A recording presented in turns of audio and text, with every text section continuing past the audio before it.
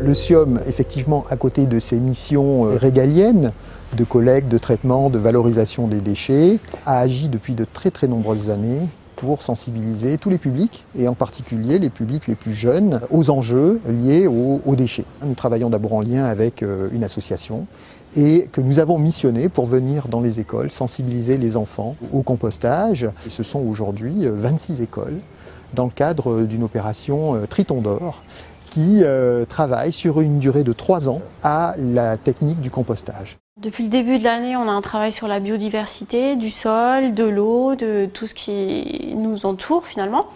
Et on a récupéré un lombricomposteur qu'on a installé dans la classe avec une association de Bure-sur-Yvette qui s'appelle la Coccinelle à 7 points. Nous avons suivi les séances de réduire mes déchets et nourrir la terre, ce qui nous a permis d'avoir une démarche d'investigation avec les élèves, de récupérer les déchets qui sont jetés par les enfants dans la cour, les mettre dans des pots de faisselle pour vérifier ce qu'ils devenaient avec le temps, comment ça se passait, si c'était dans un milieu humide, pas humide, avec les petites bêtes du lombricomposteur ou sans. Donc on a fait toutes les expériences que souhaitaient les élèves pour voir ce que devenaient nos déchets dans la nature réellement. Ce qui est mieux qu'une leçon parce que comme ça, ils voient la réalité d'eux-mêmes.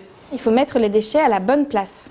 Si c'est quelque chose en plastique, il va falloir le mettre dans une poubelle, ou bien de recyclage si ça se recycle, ou bien dans une poubelle qui n'est pas après à être traitée par incinération. Et si jamais c'est naturel, on peut le mettre dans un composteur ou dans un lombricomposteur. Pourquoi c'est mieux de les mettre dans un composteur que de les mettre à la poubelle normale? Parce que ça va se recycler. Ça devient quoi après? De la terre. Et la terre, on en fait quoi? On l'utilise pour nourrir les plantes. Exactement. On l'utilise pour nourrir les plantes, alors que si jamais on jetait tout à la poubelle normale, vous vous souvenez ce qu'on s'était dit?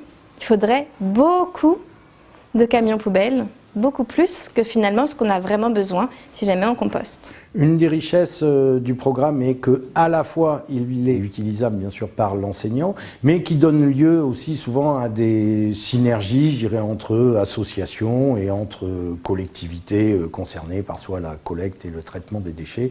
Je crois que ce que nous avons vu à l'école ce matin est une parfaite illustration. Le gros avantage du lombricompostage, c'est qu'on peut le faire rentrer dans la salle de classe. Tout ce qui est expérience dans la classe, on en a déjà fait sur d'autres sujets, ils aiment beaucoup, c'est ce qu'ils préfèrent, c'est ce qui leur permet de plus s'investir dans les apprentissages et du coup il leur reste plus de choses derrière.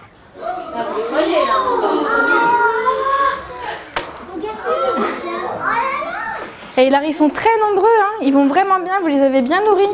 C'est un petit écosystème qui fonctionne bien. Hein. Du coup, on peut vous montrer toute la terre qu'on a obtenue en dessous, qu'on a utilisée aussi. L'avantage d'un lombricomposteur par rapport à un composteur en jardin, c'est que les vers qui sont très nombreux vont affiner vraiment la terre. Qui composte alors à la maison? Ah ouais, c'est une bonne classe d'éco-citoyens, dis donc. Hein. On a dit qu'on essayait de les aider à devenir des adultes qui font des choses et qui savent pourquoi ils les font.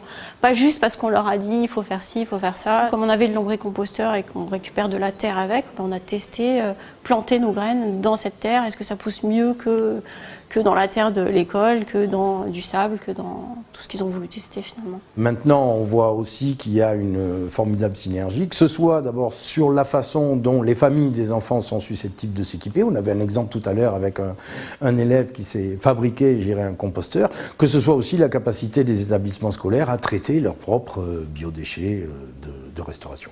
Nous avons aujourd'hui 10 écoles qui travaillent spécifiquement sur la lutte contre le gaspillage. Et ici même, à Léopold-Gardé, à Bure, nous avons fait une étude avec les enfants qui a porté sur 15 jours et qui a permis de leur montrer que 34% de ce qui est proposé en nourriture aux enfants est gaspillé. Dans un monde qui est quand même très divisé entre cette surabondance que nous avons et certains pays qui ont des gros problèmes de nutrition, eh bien qu'il faut lutter contre le gaspillage et le fait de les sensibiliser dès le plus jeune âge, que nous n'avons pas eu en fait. Eh bien je pense que c'est très important.